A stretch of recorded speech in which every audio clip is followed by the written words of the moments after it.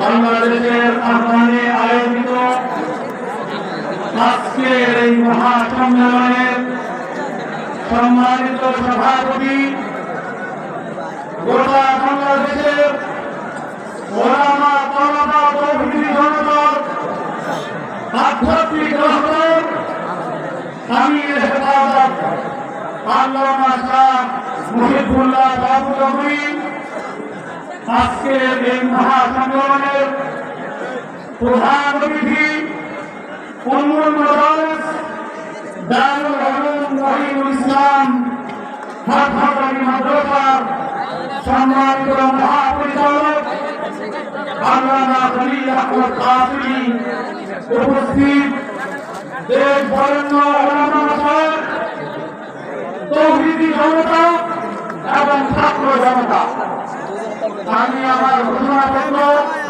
আপনাদের সামনে উপস্থাপনের আগে আমাদের ইসলামের সংগ্রামী মহাসচিব এই গুরুত্বপূর্ণ দায়িত্বে আপনাদের দৃষ্টি আকর্ষণ করছে আমি মিডিয়া সহ আমাদের উপদেষ্টা মন্ডলী বর্তমান পত্রিকার সরকার এবং গোটা দেশবাসীর প্রতি সেই দৃষ্টি আকর্ষণকে অনুরোধ করতে চাই। এই অন্তর্বর্তীকালীন সরকার আজকে এই সরকার গঠনে এদেশে যারা অগ্রণী ভূমিকা পালন করেছে তাদের মধ্যে অন্যতম ওলামায়ে কেরাম এবং তৌহিদি জনতা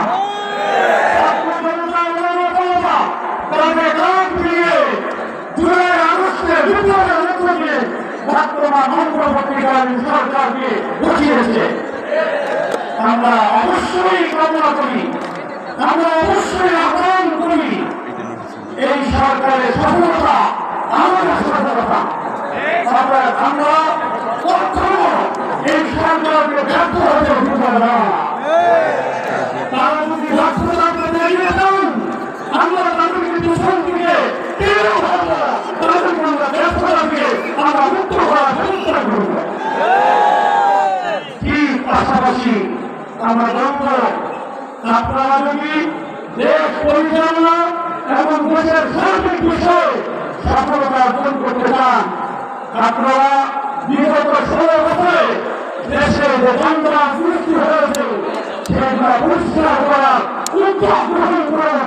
এদেশের লক্ষ লক্ষ ওলামা তলবা তৌহিদি জনতা ছাত্র জনতা সহ আপনাদের পাশে থাকবে। এর বিপরীতে ধর্মীয় যে কোনো বিষয় ওই বিষয়ে আপনারা থাকবেন সহযোগিতার ভূমিকায়। ধর্মীয় বিষয় সিদ্ধান্ত দিবে এদেশের ওলামা মাশায়েখগণ। আপনারা যদি ভুল করেন তাহলে ভুলের মাসুল গোটা বাংলাদেশে দিতে হবে। আমি অনুরোধ করব আমাদের প্রধান জনগণের প্রতিষ্ঠিত অন্তর্বর্তীকালীন সরকার তারা ছাত্র স্বাধীনতা অর্জন করে সফলতার দিকে এগিয়ে যাক। সেক্ষেত্রে দেশ পরিচালনা আপনারা করবেন। দেশের ওলামা তৌহিদি জনতা আপনাদের পাশে থাকবে।